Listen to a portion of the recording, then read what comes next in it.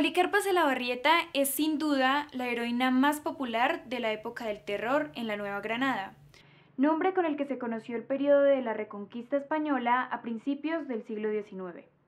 Junto con ella, un sinnúmero de mártires femeninas compartieron el mismo fin trágico. José Dolores Monsalve calcula, con una estadística rudimentaria, que aproximadamente 150 mujeres fueron perseguidas por Morillo. Junto con ella también sobresalieron otras mártires como doña Rosa Zárate de Peña, fusilada en Tumaco, y doña Mercedes Ábrego de Reyes, decapitada en Cúcuta, ambas en la guerra de 1813. La joven Carlota Armero, fusilada en Mariquita en 1816, y Antonia Santos en Socorro, fusilada días antes del triunfo de la batalla de Boyacá. La Reconquista española se refiere al periodo en que las fuerzas realistas, leales a la monarquía española, intentaron recuperar el control sobre los territorios de la Nueva Granada, actuales Colombia, Ecuador, Panamá y Venezuela, que habían proclamado su independencia. Las mujeres desempeñaron roles cruciales en la lucha por la independencia, a menudo involucrándose en actividades de espionaje, mensajería y apoyo logístico. Muchas de ellas, como Policarpa Salabarrieta, se convirtieron en figuras emblemáticas de la resistencia patriota, utilizando su posición social para ayudar a los insurgentes. A pesar de su participación activa en la lucha, las mujeres enfrentaban limitaciones significativas en términos de derechos y oportunidades. La sociedad de la época estaba dominada principalmente por hombres y las mujeres eran frecuentemente relegadas a roles domésticos. No obstante, la guerra hizo que desafiaran estas normas y participaran en la vida pública de maneras que antes no eran imaginadas. El ensayo Policarpa Salabarrieta de Beatriz Castro profundiza en aspectos cruciales del contexto, la vida y la lucha de una de las mujeres más mencionadas del siglo XIX, pero de quien se sabe poco en la actualidad pese a su notoriedad. ¿Qué se sabe sobre la vida de Policarpa Salabarrieta? ¿Cuáles fueron sus orígenes y el contexto que motivó su participación durante la independencia de la Nueva Granada? Existen varios debates sobre el lugar y fecha de nacimiento de Policarpa Salabarrieta, debido a la falta de documentación oficial y versiones contradictorias. Por ejemplo, en un artículo de 1887, Rafael Pombo afirmó que la Pola nació en Mariquita, mientras que otros defendían Guaduas como su lugar de origen. A pesar de estas controversias en la prensa y la falta de un certificado de nacimiento, varias investigaciones han logrado inferir que Policarpa nació aproximadamente entre 1793 y 1795 en Guaduas, Cundinamarca. La Pola, como es mayoritariamente conocida, pertenecía a una clase social acomodada, aunque no de alta nobleza o hidalguía. Su familia, los Salabarrieta Ríos, era respetada en la villa de Guaduas y contaba con recursos suficientes para vivir de manera digna. Su padre, Joaquín Salabarrieta, era un hombre de fortuna regular que se dedicaba a la agricultura y al comercio. Esta familia estuvo compuesta en total por 7 hijos, incluyendo a Policarpa. Algunos de ellos murieron en la infancia. En 1798, su familia se traslada a Santa Fe de Bogotá para buscar mejores condiciones educativas para sus hijos varones, pero en 1802 la epidemia de viruela afecta gravemente a su familia y mueren sus padres y 2 hermanos.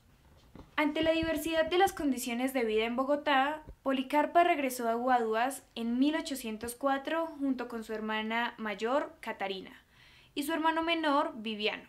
Se fueron a vivir con su madrina Margarita Beltrán, hermana de Manuela Beltrán, quien participó activamente en el movimiento de los comuneros en 1781 contra el régimen colonial español. Policarpa tuvo acceso a una educación que le permitió desempeñarse como costurera y, según algunos relatos, incluso enseñar en una escuela pública. Creció en un periodo de creciente descontento hacia el dominio español. La Revolución Francesa y la independencia de Estados Unidos inspiraron movimientos de independencia en América Latina. En este contexto, la sociedad estaba dividida entre realistas que apoyaban la corona española y patriotas que luchaban por la independencia. La guerra de independencia comenzó a tomar forma en la década de 1810 y Policarpa se vio influenciada por el ambiente patriótico que la rodeaba. ¿Cuáles fueron las principales contribuciones de Policarpa Salabarrieta a la independencia de Nueva Granada y cuál es su legado en la actualidad? Para 1816, durante la Reconquista Española y la instauración de la época del terror, Policarpa empieza a involucrarse más en las actividades patriotas. Influenciada por el entorno de su familia y comunidad, se unió a la causa patriota y empezó a trabajar como espía. En 1817, Policarpa se traslada a Bogotá con salvoconductos falsos. En Bogotá, ella trabaja como costurera en la casa de Andrea Ricaurte de Lozano, una mujer de la alta sociedad bogotana cuya casa sirvió para facilitar la comunicación e intercambio de información entre los grupos de resistencia, lugar donde Policarpa se involucra en actividades subversivas. Su papel era crucial, ya que proporcionaba información sobre los movimientos de las tropas realistas y ayudaba a organizar la resistencia. Se destacó por su valentía y su capacidad para moverse entre los realistas sin ser detectada, lo que la convirtió en una figura clave en la lucha por la independencia, logrando hacer conexiones con importantes líderes patriotas como Alejo Sabaraín, con quien colaboró en labores de espionaje y conspiración contra el régimen español. En 1817, tras la frustración de una conspiración en la que estaba involucrada y la aparición de su nombre en documentos que incluían información proporcionada por ella, Policarpa fue capturada por las autoridades realistas en la casa de Andrea Ricaurte de Lozano.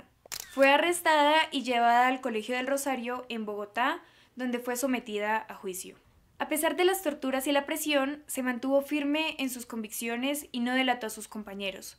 Pero el 10 de noviembre de 1817, Policarpa fue condenada a muerte por el Consejo de Guerra. Su ejecución se llevó a cabo el 14 de noviembre de ese mismo año. Su muerte se dio a la edad de 22 años.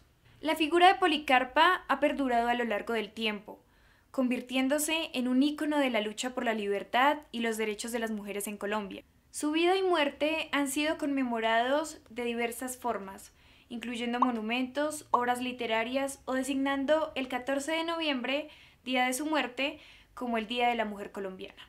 A pesar de su significativa contribución, la historia de las mujeres en la independencia ha sido frecuentemente subestimada o ignorada.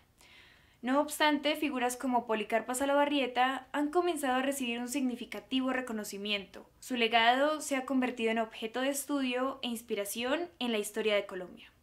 Este es un acercamiento a una mujer muy determinante en la historia de la primera mitad del siglo XIX. Pero, ¿qué referentes podemos identificar en la segunda mitad de este mismo siglo? Profundizaremos en este tema en el siguiente video.